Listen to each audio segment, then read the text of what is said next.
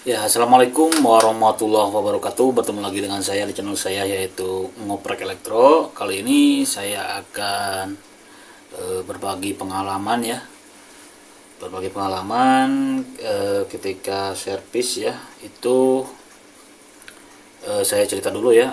Ada pelanggan yang ingin memperbaiki HP iPhone ya, HP iPhone. Kemudian saya tanya tipenya dan juga apa tipe ya, terutama tipe ya, dan kerusakannya apa saja ya. Dan dia bilang tidak tahu karena mati total. Kemudian apa ingin ganti konektor dan ingin cepat ya. Masalahnya di situ ya, dia ingin cepat. Lalu saya langsung beli saja karena dia kasih foto ya. Kemungkinan besar itu iPhone 6s ya, iPhone 6s. Sehingga saya membeli spare part langsung saja ya, seperti ini konektor yang ada fleksibelnya ya, yang untuk 6s ya. Ya, kemudian kita lihat saja ya perbedaannya. Ya, seperti ini penampakannya untuk iPhone. Dan masalahnya setelah saya beli karena ingin cepet ya, saya langsung beli saja. Ya, ini untuk iPhone 6s ya. Ini dia ya bekasnya. Ini dia bekasnya.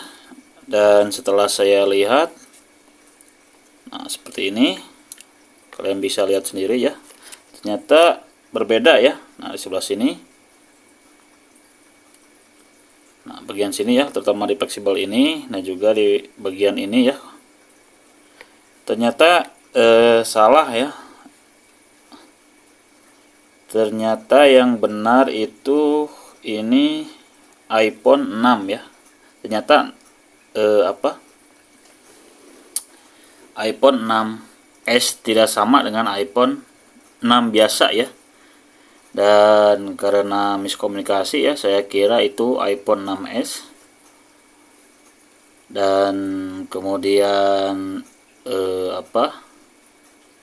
dia ingin cepat juga ya.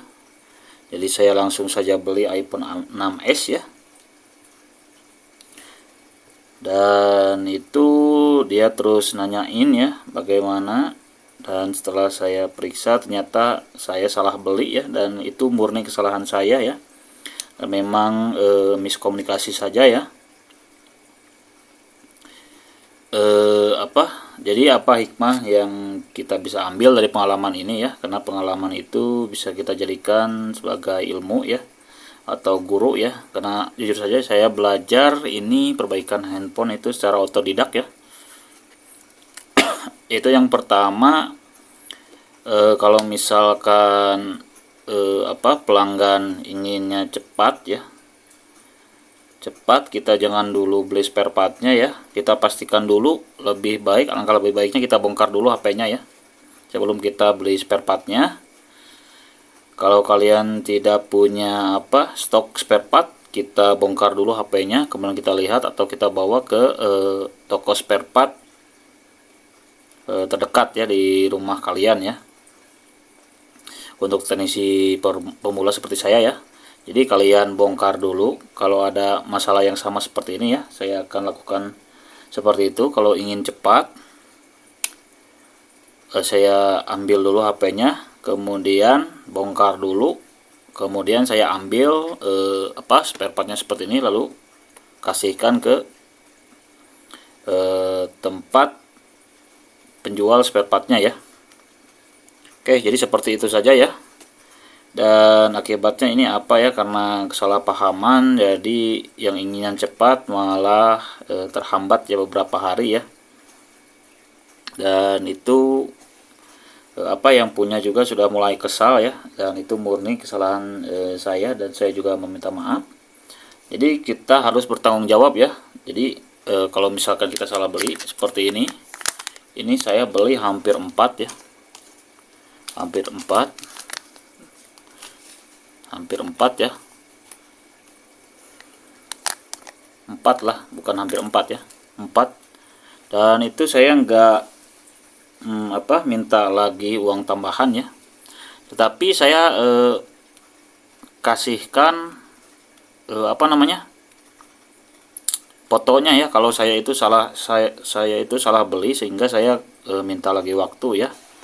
Jadi mungkin diharapkan juga kepada para konsumen atau yang pemilik HP, kalau sekiranya servis HP ya, kalau ingin cepat-cepat itu menurut saya ya, itu malah jelek ya. Jadi ke teknisinya terasa tergesa-gesa ya, dan kadang ketika kita perbaikan tergesa-gesa bisa menimbulkan